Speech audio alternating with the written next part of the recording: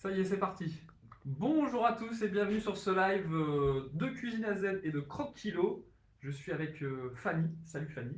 Salut Ligo, enchantée, bonjour tout le monde.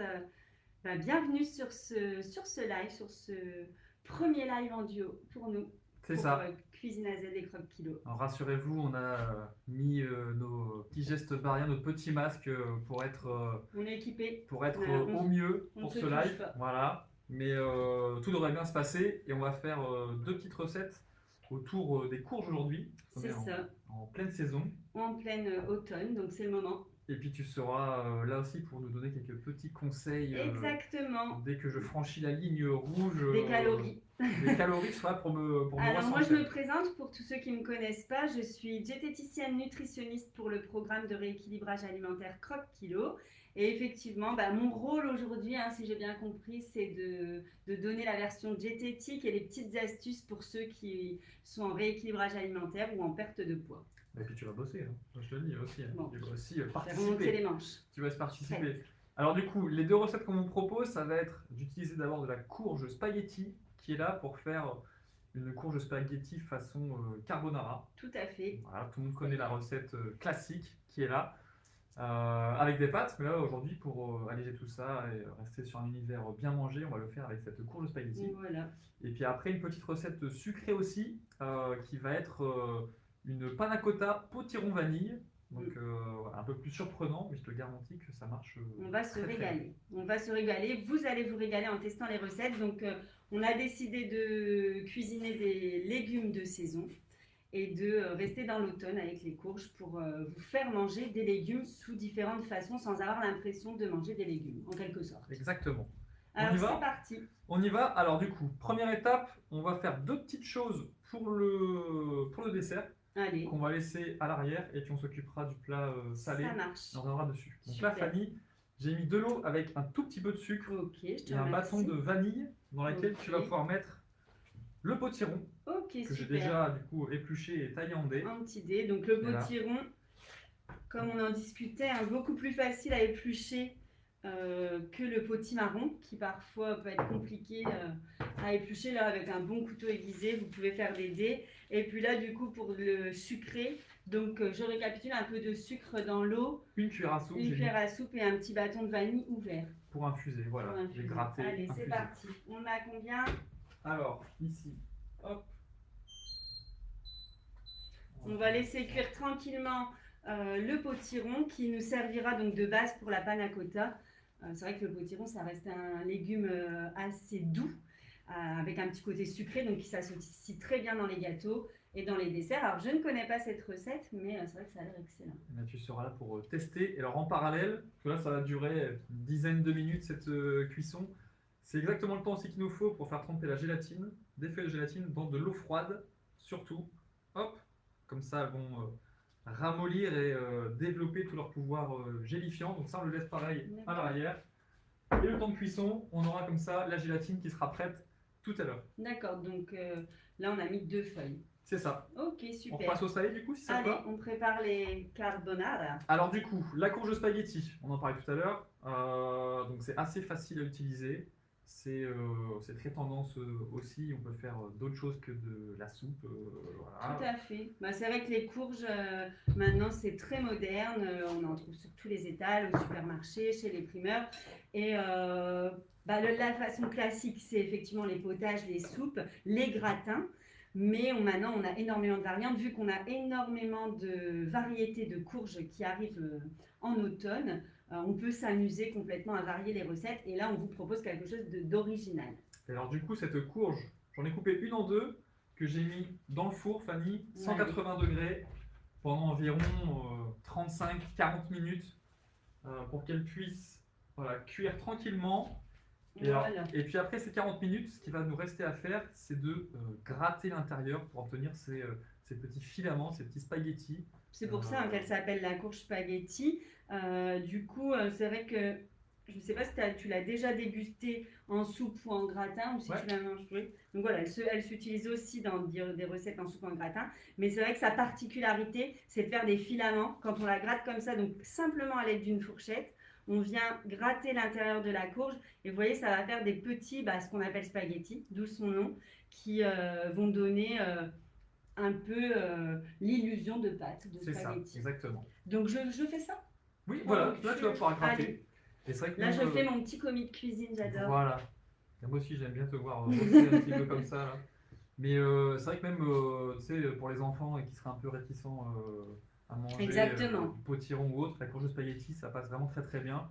Vous pouvez faire illusion, comme disait Fanny, et les intégrer dans les recettes. C'est même pas la peine de très le dire. facilement. Au final, c'est vrai que quand les enfants ou le conjoint ou la conjointe ou même soi-même, quand on a des fois un peu de réticence avec les légumes, et là autant manger des légumes de saison ou consommer des courges, eh ben c'est vrai que ça peut vous permettre d'en manger sans avoir l'impression d'avoir une portion de légumes. Donc c'est vrai que pour une courge de spaghetti comme ça, moi je conseille de consommer la moitié d'une courge. Ça fait un apport en légumes qui est correct, plus un légume, donc le midi ou le soir, plus un autre demi-légume. C'est vraiment top. Donc une demi-courge par personne, ça me semble correct. Ça me semble très bien. Je trouve que ça va encore un petit peu réduire après. Alors je regarde le chef comment il fait parce que alors, j'ai la pression là pour cela. Tout simplement, tu vois, une fois que c'est cuit, en fait, après ça part vraiment facilement. Vous avez juste avec une fourchette regardez. à gratter l'intérieur de la courge. Regardez le petit spaghetti qui se balance sur cette petite courge. Et bon, alors là, je l'ai pas fait, hein, je l'ai coupé en 4, mais bon, on pourrait très bien garder, on en parlait tout à l'heure, Tout à garder fait. les coques pour remettre dedans votre Oui, plat. ça peut servir d'assiette en fait. Zéro vaisselle, zéro déchet. Voilà. Évitez de le manger quand même, mais parce que la digestion va être difficile. Je m'y suis jamais risqué ça par contre. Hop, alors ça, je te débarrasse. Allez. Alors ensuite, dis-nous tout. Donc la courge de spaghetti, c'est bon. Ensuite, ce qui va se passer, c'est que ça va être du coup dans cette petite poêle qui est là. Ce que je te propose, c'est qu'on va se servir. Donc ça, c'est de la pancetta que j'ai finement taillée. Mais dans la carbonara traditionnelle, il y a aussi ce qu'on appelle le guanciale. C'est du lard voilà, fumé donc c'est salé, c'est gras. Je suppose que tu as une autre petite variante. Alors c'est vrai que la carbonara, donc là je vous rappelle, on fait une imitation des pâtes carbo en remplaçant les pâtes par la courge spaghetti. Par contre, on reste dans la tradition avec l'utilisation de la pancetta qui est quand même, qui a du goût, qui amène quand même du salé, mais qui est assez calorique. Donc c'est vrai qu'au niveau diététique, si nous à Croque Kilo on avait envie de proposer une variante, et si j'avais un conseil à vous donner, si vous vouliez faire des pâtes carbo, que ce soit même avec la courge spaghetti ou même avec des pâtes, hein. Alors si vous voulez vous régaler et que c'est votre check meal, allez-y, testez la pancetta parce que c'est vraiment délicieux. Sinon vous pouvez remplacer par du jambon blanc. Simplement vous mettez donc une tranche de jambon blanc, vous la coupez en morceaux ou des petits dés de jambon blanc et vous pouvez même la faire griller à la poêle pour donner un goût un peu grillé comme là on va retrouver dans la pancetta. Vous la faites griller. Je vais devoir parler de plus en plus fort. Il y a le crépitant là, je ne sais pas si vous m'entendez. Du coup, le jambon blanc passe très bien aussi. Il sera un peu moins salé. Ouais. Mais par contre, il sera 3 fois moins calorique. Hein. C'est vrai qu'une tranche de jambon blanc, c'est 50 calories. Là, on est autour de 300 calories. Vous voyez, clairement, ça fait la différence. Et alors, tu ne croyais pas si bien dire avec tout ça. Alors, on peut remplacer du coup par du jambon blanc. Alors, on ne peut pas omettre dans la recette. Carbonara, finalement, c'est un peu le côté carbonisé, le côté sable cendré, tu vois, des volcans en Italie. Et du coup, c'est ce côté noir qui, en fait, qui est apporté par le poivre. Alors ça, c'est vraiment une découverte parce que c'est vrai que... Une véritable carbonara, voilà, on n'a pas peur de mettre du poivre. Je pensais pas du tout qu'on allait chercher ce côté aussi poivré dans la carbonara. Je savais pas que c'était ça. Logiquement aussi, c'est après les recettes... C'est vrai que la carbonara, moi de base, je la faisais avec des lardons et de la crème fraîche. Je vais me cacher.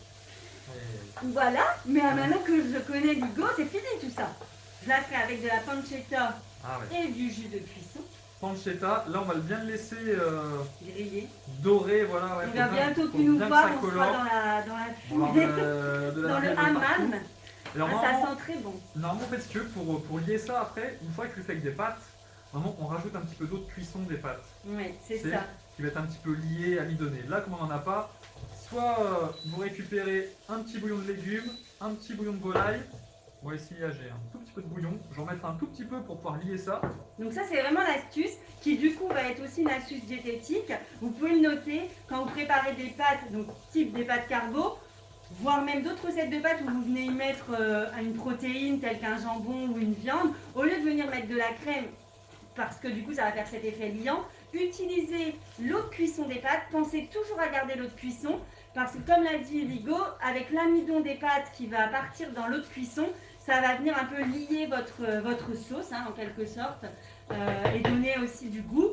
Mais du coup c'est 0 calories, l'eau de cuisson, à part un peu de sel, il n'y aura pas de calories, donc c'est tout bénéf, ça évite la crème fraîche. Et du coup, on est bien d'accord que grosse erreur de mettre de la crème fraîche, Alors, même ouais. allégée. Alors tu vois, même quand on se disait la pancetta c'est un petit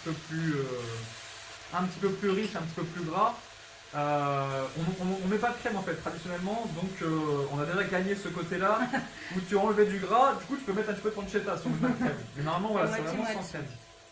Et beaucoup connaissent aussi les pâtes carbo au lardon.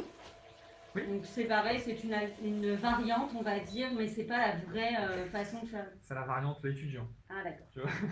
C'est la variante étudiante. C'est pas de Moi, carbo, bien aussi c'est pas les cette variante. pastas à la carbonara. C'est mon côté jeune étudiante qui ressort. Voilà, c'est ça. Alors, donc ça c'est bon. En parallèle, ce qu'on va faire, je vais te proposer ça. Donc là, tu vois, il y en a juste pour une personne. Donc ce qu'on va mettre pour une personne, on dit qu'il faut mettre un jaune et toujours un jaune de plus pour le plat en lui-même. Voilà. Donc, tu vois, là, si on avait fait si on avait fait un peu plus de quantité, à 2, on aurait mis 2 jaunes plus 1. Donc là, la quantité de courges spaghetti qui représente la moitié d'une courge spaghetti, on va dire que c'est pour une belle assiette, une personne. Et là, la pancetta, on est à l'équivalent d'une tranche et demie pour une personne aussi. Enfin, une tranche jambon, la taille d'une tranche de jambon. Une taille de tranche de jambon, du coup. Une taille de tranche de jambon. En pancetta, vous avez à peu près cette taille-là, vous allez pouvoir en mettre 4. 4 tranches de pancetta ou une tranche de jambon. Pour une personne, hop, sachant que donc là on rajoute juste le jaune. Voilà. Alors est-ce que tu sais casser un œuf, Fanny? Je vais vous montrer ça. Attention le stress. La pression. Comment ça? Alors en fait on casse toujours à plat. Ah bon? Petite astuce. Pourquoi? Parce qu'au moins tu ne mets pas de coquille dans ta préparation. C'est vrai. Mais quel génie ce Ligo. Je suis là pour ça. C'est ça de travailler avec un chef. Donc comme ça en fait tu mets pas de... Tu mets pas de pendant coquille que je me dans ta regarde préparation. pas. Vite. Alors moi tu sais c'est quoi mon astuce? Dis-moi. C'est que je les casse avant d'être en direct. Ah d'accord. J'allais dire, je pensais que tu le faisais faire à quelqu'un d'autre, ça marche aussi. Et voilà. On voit On s'active dans la cuisine. Donc du coup on a récupéré 2 jaunes. Donc clairement c'est un jaune dans la sauce et un jaune pour lier, pour venir présenter. Enfin, voilà. Du coup, ça fait 2 jaunes par personne. Si on était 2, ce serait 3 jaunes. Si on était 2, voilà, 2 jaunes plus 1 chaque fois. Ok. Ça va? Alors pareil, forcément ça augmente les calories. Donc moi en conseil de diététicienne, je vous limiterai à un jaune, ce qui est déjà pas mal pour lier. Vous aurez déjà le goût. On peut mettre l'œuf complet aussi. Ah oui, tu pourrais mettre le blanc. Parfois, en fait, j'aime bien faire ça à la maison, c'est de mettre un jaune par personne et le dernier, je mets un œuf complet. D'accord. Tu vois, ou bien un jaune et un œuf complet. Mais par contre, tu viens le mettre dans la poêle ou tu vas le mettre après. Faut pas que le blanc y cuise. C'est ça. En fait, là, ce qu'on va faire, c'est qu'on va battre les jaunes, déjà un petit peu, avec du parmesan et puis un tout petit peu de... Allez, moi, je vais battre pendant que tu mets le parmesan. Voilà. Et du coup, c'est vrai que si tu mets le blanc avec, ça va être un petit peu moins riche. Donc les pâtes carbo, c'est vraiment le parmesan à utiliser dans cette recette. Alors, tu vois là, ça commence à faire une masse. Je vais mettre un petit peu de fond de volaille. Donc l'idée, c'est de venir faire une petite sauce pour les pâtes. Alors peut-être pour éviter tout ce qui est grumeau, je vais laisser la pâte de chef. Coupe de mélange ça. Ça c'est facile, parce qu'après on va tout rassembler. On va faire quelque chose de crémeux. Si vous avez un batteur électrique, ça marche aussi. C'est ce qui remplace la crème fraîche, sans problème. Ce qui permet de faire une sauce. Pour les végétariens, vous pouvez donc ne pas utiliser de viande de jambon ou de pancetta et garder cette sauce avec le fromage, ça peut être très bon aussi. Et éventuellement, donc là on est sur de la courge, vous pourriez venir griller un peu de légumes à ajouter dedans pour donner cet effet croquant. En fait, on cherche toujours dans les plats à avoir différentes textures. Voilà. Et dans les pâtes, mettre aussi un petit peu de légumes, ça peut être bon aussi. Tout à fait. Donc là, voilà, avec mon fond de volaille qui remplace Chouette. mon eau de cuisson des pâtes. On est prêt, on a tout. Super, on dresse. C'est ce que je vais rajouter encore On est en top chef. un petit coup de poivre. Hop. On avait dit on reste bien dedans. Le sel, ça sert à rien. Oui, alors là, le poivre, on va le sentir, je pense. Le poivre, charbon. Ah voilà, là, c'est vraiment l'élément où il faut y aller. Là, ce qu'on va pouvoir mettre, c'est rajouter hop, notre petite courge courge. spaghetti. Je ne sais pas si vous voyez bien dans ce direct, mais c'est vrai que là, on a vraiment l'impression de venir rajouter. Je peux me permettre de rapprocher? Venir rajouter des spaghettis, hein, limite comme si on les avait coupés, et de venir rajouter des spaghettis. Parfait. Alors là, je vais te laisser mélanger. Je vais rajouter ça. Et je vais te laisser mélanger avec la petite cuillère en bois. Hop. Ça sent trop bon. Ok, super. Je vais juste mettre... Bon, là, ça fait une très belle portion pour une personne. On est sur un repas pour le midi, par exemple, qui est un repas complet. C'est vrai que selon les mangeurs, ça peut faire 1, ça peut faire 2. Éventuellement, pour ajouter des féculents, on peut amener une petite tranche de pain complet quand on cherche à équilibrer son alimentation. Mais là, on a des légumes, des protéines. Tu pourrais le faire en entrée aussi. C'est vraiment top. Un peu comme de là, fromage. tu vois, on a fait une petite coupelle. Allez, je vous la montre. Ouais, une petite coupelle, ça pourrait être en entrée aussi. Une petite portion. Vrai. Des petites verrines aussi, apéritifs, pour venir goûter ça, les légumes. C'est vrai que ça peut être très chouette. Hop. Alors là, je vais juste On va dresser en assiette, tu vas mettre Oh bah écoute, je vais même le laisser sur celle-ci, hein, voilà. Ça marche. Tiens, on va le laisser là-dessus. On va tout rassembler. Et voilà pour notre recette revisitée des pâtes carbo, la touche finale. Hop. Un peu de couleur, voilà. Toujours important. Donc ça c'est bon. Voilà, à vous de tenter maintenant, à vous de tester. Elles sont ok et la première recette terminée. Ça va? Donc vous l'avez là. Quelques questions du coup en direct. Alors, oui, des dés de bacon, effectivement, on aurait pu mettre des dés de bacon. Alors ça remplace, enfin ça, c'est pas de la pancetta. Non. Le chef nous dira que c'est peut-être un peu étudiant aussi. Ouais, voilà, aujourd'hui on s'autorise à dépasser un petit peu. Mais c'est vrai qu'on peut aussi, dés de bacon, c'est un peu moins calorique que la pancetta. C'est possible aussi, ça amène un goût un peu salé, un peu plus salé, qui va bien s'accorder avec le mets aussi. Parce que c'est sûr que les courges, il faut venir ajouter des choses qui relèvent un peu le goût. C'est clair.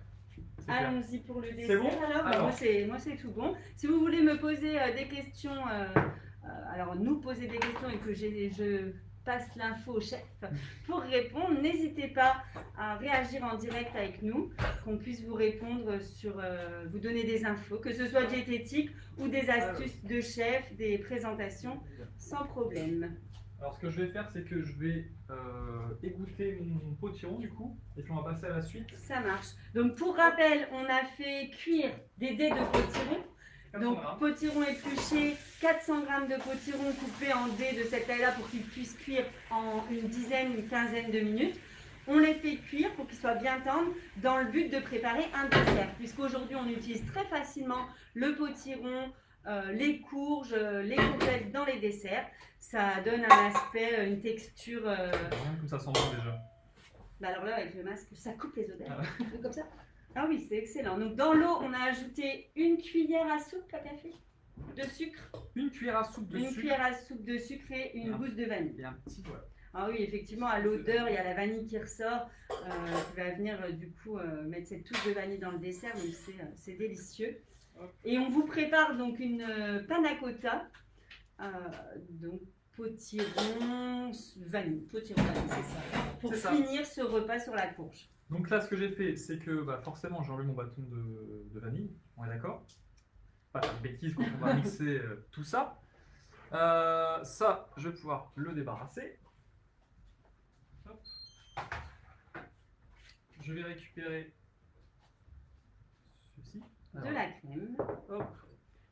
Donc là, on fait une panna cotta classique avec un élément, le potiron, la crème, le liant. C'est ça, c'est la recette assez classique pour réaliser une panna cotta. C'est ça, en fait c'est assez classique la panna cotta, c'est de la crème qui est légèrement gélifiée. Après vous pouvez parfumer avec plein de choses, les colorer, parfumer, aromatiser comme vous voulez. Là aujourd'hui on part sur un truc assez original puisqu'on fait le potiron et c'est vrai que le potiron ça marche très très bien avec la vanille par exemple. Donc, en ce moment on n'hésite pas. Bah oui, Ok. une façon de. En plus, quand on achète un potiron, des fois c'est énorme. On va se faire un peu une soupe, on va se faire un gratin, puis après on est là avec une moitié. Et bien hop, on se fait un dessert. C'est ça. Et bim, grâce à nous, vous ferez de l'entrée au dessert avec le potiron. Exactement. Et plus de reste. Exactement. Donc là ce qui va se passer c'est que ça c'est cuit. Ce que tu vas pouvoir faire c'est rajouter la crème. Alors là, bien sûr, Lego, tu nous as choisi une crème allégée. Là, je savais que j'allais me faire engueuler là. Donc là moi j'ai Je mets pris Tu peux tout mettre, voilà. J'ai mis 250 grammes, donc 25 centilitres. De crème liquide entière, 30%. Mais je suppose que tu as une petite alors c'est vrai astuce que pour nous. idéalement, bon, cette crème va servir à donner ce goût aussi forcément dans la panna cotta, à bien prendre faut que ça se prenne bien en masse.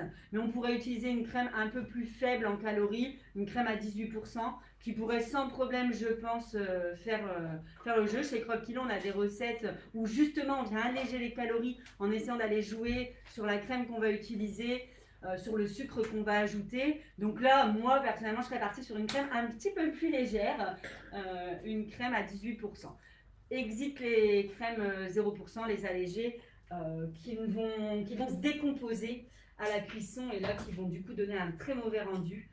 Donc ça c'est pas idéal et puis qui niveau diététique ne sont pas bonnes pour notre organisme. En plus.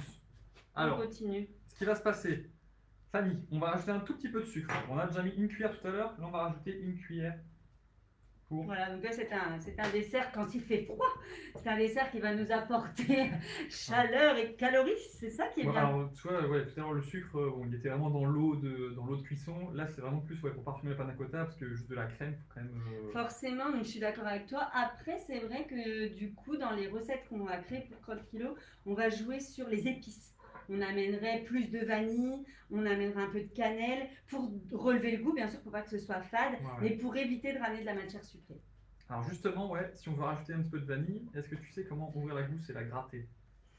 Un test en direct. Alors il me semble qu'on met un petit coup de couteau au milieu, c'est ça? Comme ça. Et ensuite on gratte avec la pointe du couteau. Alors même pas forcément la pointe, mais vraiment bien à plat, tu le raques, puis après tu peux le mettre. Ouais, je fais ça en direct devant vous. Voilà, t'inquiète pas, j'ai les pansements. Alors un petit coup de couteau comme ça. Hein. Ouais, voilà, tu traverses la gousse de haut en bas. Et puis on l'ouvre, je l'ouvre ou pas? Voilà, qu'elle est un petit peu ouverte, après tu... Ah oui, là on a tous les grains de vanille et c'est vrai que du coup, voir les grains dans votre dessert, c'est preuve que vous avez utilisé de la bonne vanille, de la vraie vanille. Toujours un peu plus premium, on va dire. Et là je viens gratter. Alors, j'ai pas la pâte... Voilà, parfait comme ça. Je sens, ça me met la pression. Bah ouais, je te surveille, je vois que tu trembles. Je le mets dans la préparation. Voilà, tu le mets dedans. Alors, si jamais on n'avait pas de gousse de vanille et qu'on souhaitait quand même donner ce goût vanillé, on pourrait utiliser un sachet de sucre vanillé éventuellement. Tout à fait. Ouais. Là, la petite cuillère à soupe de sucre, je mettrai du sucre vanillé du coup. Après, il y a de la vanille aussi en poudre. Liquide aussi ou liquide, ça pourrait fonctionner. Et voilà, monsieur. Parfait. Alors, c'est vrai qu'on n'a pas tous une gousse de vanille, ou on n'a pas forcément envie d'acheter un paquet de gousses de vanille. Donc le sucre vanillé peut faire l'affaire. À la place du sucre, vous mettez du sucre vanillé, une goutte de vanille liquide. Ouais, et puis c'est sûr que c'est pas forcément donné non plus. Voilà, c'est pour ça qu'on essaye de trouver des alternatives aussi. Aujourd'hui, on hésite devant la vanille pour l'acheter parce que le prix de la gousse est assez élevé. C'est vrai. Là, c'est vrai que ça donne quand même un goût super au dessert. On sent la bonne vanille. Disons que c'est quand c'est un dessert de fête pour recevoir, mais si on veut se faire plaisir comme ça dans la semaine, on peut le faire avec du sucre vanillé plus classique. Alors du coup là ce que je vais faire c'est que je vais mixer, du coup on va un peu moins nous entendre. Je vais parler avec des gestes. Une fois que ce sera mixé, là le potiron est encore chaud, donc on aura une préparation qui sera tiède plus.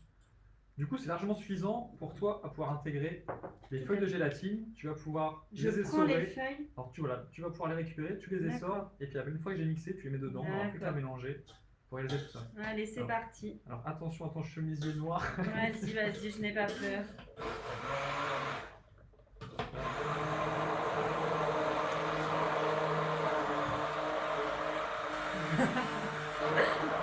N'hésitez pas à poser vos questions si vous avez des remarques.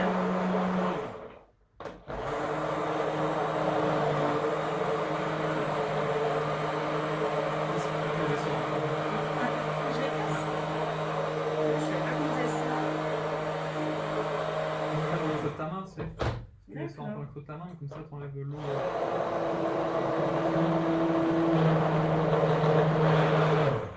C'est bon. Donc la petite astuce de notre chef, c'est de bien essorer les feuilles de gélatine.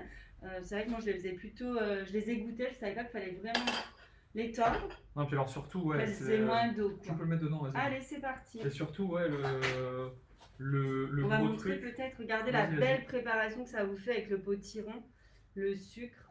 Oh ben voilà, ça c'est les aléas du direct avec Fanny. Et voilà. Bon, Alors bon bah ça forcément on va se mettre de côté. bon bah ça c'est ta part du coup. Voilà, on commence à rajouter un peu de pression supplémentaire. Alors moi tu t'es pas rapproché trop près de la caméra parce que... Ou alors dans nos spaghettis là j'aurais... Bon, après vraiment la grosse astuce pour ça, pour la gélatine, c'est de vraiment laisser tremper 10 minutes. Souvent c'est les gens ils le font tremper 2 minutes et puis c'est bon basta on passe sur la suite. C'est vrai qu'on a un patient, on a l'impression que ça va prendre d'un coup. En fait, tu as le pouvoir gélifiant qui n'a pas le temps de se faire en fait. Si tu laisses tremper 2 minutes, alors pire les gens qui mettent dans de l'eau tiède, après ils ne retrouvent plus leurs feuilles forcément ils jettent dessous. Donc vraiment ah oui, bah notez bien à mettre dans de l'eau froide. De l'eau bien froide et ouais 10 minutes, un quart d'heure. Il n'y aura pas un temps trop long, mais il y a quand même un temps minimum pour que ça part développer tout ça. Donc voilà, bah, tu vois là c'est déjà dissous, c'est parfait. Donc ce qu'on aura à faire, on n'aura plus qu'à les mettre dans des petits verres. Là pour l'instant c'est tout liquide. Hein. Et puis ce qu'on obtient, hop, une fois que c'est mis, vous voyez, un petit dessert comme ceci. Toujours bien utiliser la gélatine une fois qu'elle est restée 10 minutes dans de l'eau froide. Ouais. Et alors là, tu vois, bon, c'est resté plusieurs heures au frigo. Hein. Celui-ci, on l'a déjà fait. Là, c'est plus du tout la texture liquide. Là, tu risques pas d'en mettre partout comme moi, c'est ça. Hein. C'est ça. Petit malin. Là, ouais, c'est sûr que. Donc, ça, voilà. Là, il nous restera plus qu'à déguster tout ça. Tu vois, une petite déco avec des petits cubes de potiron légèrement cuits à la vapeur éventuellement. Un petit bâton de vanille que vous avez, vraiment celui que vous avez utilisé pour mettre dans la préparation. Celui-ci, celui qui était dans l'eau de cuisson du potiron. Donc on est d'accord qu'avec la quantité qu'on a réalisée, on obtient 400 g donc de potiron, un petit pot de crème fraîche, donc 250 ml de crème fraîche. Du sucre, 3 cuillères à soupe de sucre et une gousse de vanille, on obtient 2 grosses verrines quand même. 2 grosses verrines, tu vois là ça fait vraiment un verre, un verre complet. Et alors bon, à savoir que c'est 400 g de potiron cru, parce que forcément après ça va réduire un petit peu. Et alors que donc là on a 2 desserts, on pourrait presque avoir 4 petites verrines dessert. Tu peux presque faire au moins 3, mais 4 c'est possible. Et là voilà, là vous vous faites plaisir avec un super repas autour de la courge. Vraiment dans les couleurs automnales, ça va être excellent. Il ne reste plus qu'à goûter. Tout ça. Il ne reste plus qu'à goûter et à vous faire un retour sur les saveurs. Et puis surtout, vous testez chez vous la vraie recette de notre chef, la variante diététique, à vous ou votre propre création si vous le souhaitez. C'est ça. Tout est dit? Ben oui, il ne restera plus qu'à saluer tout le monde. Merci beaucoup. On déguste tout ça. Et puis, écoute Fanny, j'espère te retrouver assez vite pour un autre live. J'espère aussi. Un autre thème. Merci à tous de nous avoir suivis aujourd'hui, en tout cas pour la première, pour ce lancement des live duo. Alors, le lancement d'un ou d'une série. Yes. On verra si ça vous a plu. En tout cas, n'hésitez pas à nous faire des retours. J'étais ravie. Je me suis bien marrée. J'étais ravie d'en mettre partout. Et... Ça fait un bon petit duo. Voilà. Je suis ravie moi aussi. Donc merci. On vous dit à très bientôt. Et puis à très bientôt pour un autre live. Avec plaisir. Salut. Ciao, ciao. Bisous. Bon appétit.